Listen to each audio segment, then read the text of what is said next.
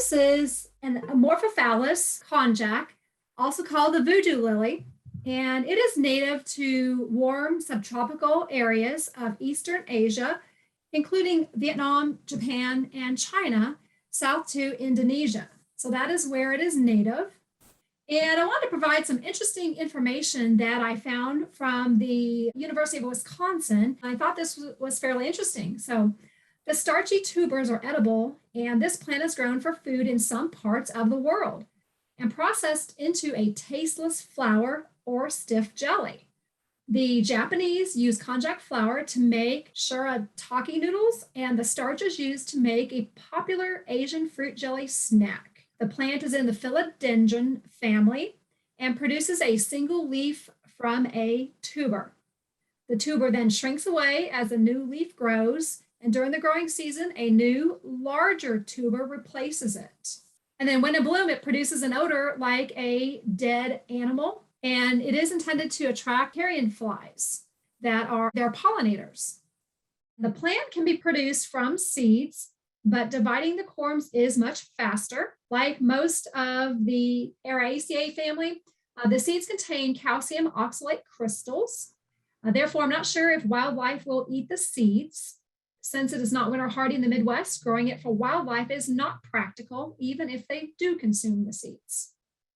The Voodoo Lily is a close relative of the corpse flower. Members of that genus are notorious for erratic blooming and flowers that smell like rotting meat.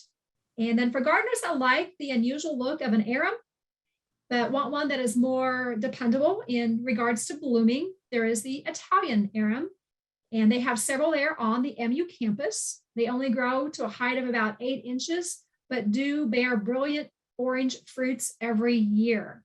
So I want to thank Dr. Trinkline for providing that information.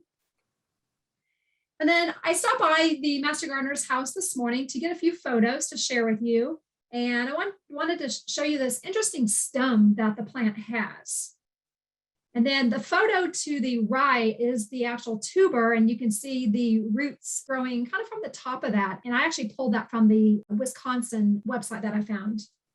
This plant is growing in a very protected location at the Master Gardener's house. And here you see the big tropical looking leaves. And these leaves are coming out of one stem. So this one stem here is producing one leaf. And they all meet there in the center of the plant with the one stem. So it's a very interesting plant. And then here's a flower. It is not a flower now, but the Master Gardener provided the photo of the flower here. And the flower typically for her blooms in May. And then here's the fruit. So again, this produces a toxin that is not going to be real appetizing to wildlife, we think. So most likely the wildlife are not going to bother this. And then I wanted to show you the exact location. So this is the east side of the house.